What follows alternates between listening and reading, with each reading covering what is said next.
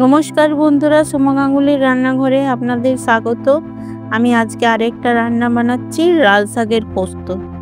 যে যেখান থেকে দেখছেন লাইক, সাবস্ক্রাইব, কমেন্ট করবেন। কড়াইয়ের মধ্যে তেল দিয়ে দিলাম, শুকনো লঙ্কা দিয়ে দিলাম। দেখুন একটু নাড়িয়ে নেব শুকনো লঙ্কাটা। এরপরে লাল শাকটা ভাপিয়ে রেখেছি দিয়ে দিলাম। আমি সব সময় যাই শাক বানাই একটু ভাপিয়ে নিলে ভালো হয়। দেখুন ভালো করে খুন্তি দিয়ে নেড়ে চেড়ে নেব।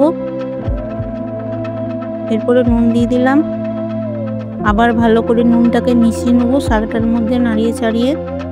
এটা বেশি দেরি লাগে না করতে, চটজলদি হয়ে যায়।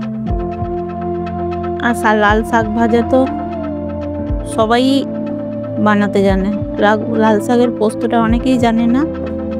বানিয়ে দেখবেন কেমন হচ্ছে খেতে।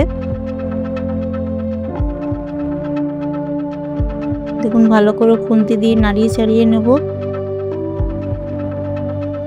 পোস্তটা বেটে রেখেছি, দেখুন শাকটার মধ্যে দিয়ে দিলাম। একটু এটাতে পোস্তটা বেশি লাগে, অন্য জিনিসে পোস্ত অতটা লাগে না, কিন্তু এটাতে একটু বেশি লাগে। দেখুন খুন্তি দিয়ে ভালো করে নেড়ে চেড়ে নেব।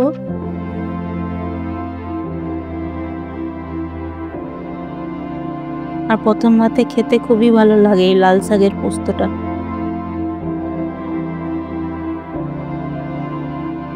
দেখুন আমার লাল শাকের পোস্ত তৈরি হয়ে গেছে।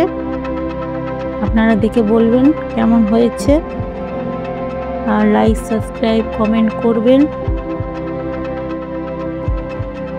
পরের ভিডিও নিয়ে আবার আসব।